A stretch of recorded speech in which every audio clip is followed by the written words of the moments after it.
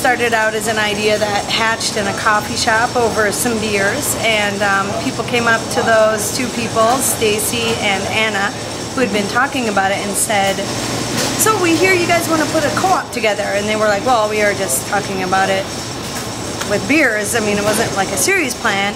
But they found that there were so many people who were interested in getting a co-op in St. Joe that they started exploring it further. You want to give me a little guided tour of Sure. what you've got so far? This is our bulk wall. This is where all of our bulk bins are going, and you can see they just came off the truck. And we have dedicated volunteers who come in all the time to help us out. All of these meats are all locally produced.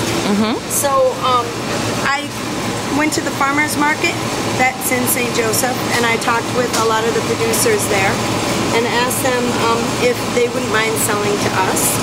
And so we're developing a system for buying from local producers. A lot of our produce comes from local producers. I think it's cool to see that there are just as many options in more natural and responsible foods as there are in, you know, your regular grocery store, and I think maybe people don't realize that. Yeah.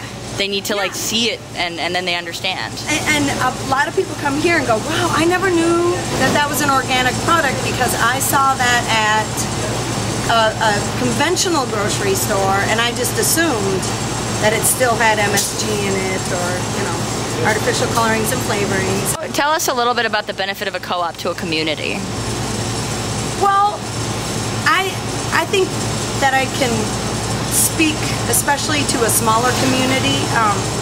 We're going to be really responsive because all of our board members live in the general area, and because we don't have fiduciary responsibility like a corporation would, we can respond to what people want, not necessarily based on what's going to make us the most money, but what is going to make people the happiest.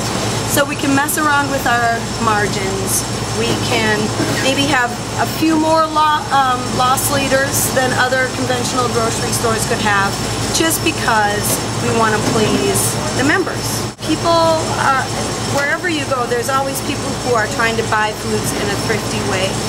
And when you go and you can buy a pound of rice or 5 pounds of rice and a tablespoon of basil, you know, for 38 cents, I think that makes a lot of sense, and I think it clicks with a lot of people that they're going to be able to be more thrifty that way. And then also the sensibility of just what's green, you know, being able to ride your bike to the grocery store, load up your reusable bags, and then ride your bike back home. Heck yeah.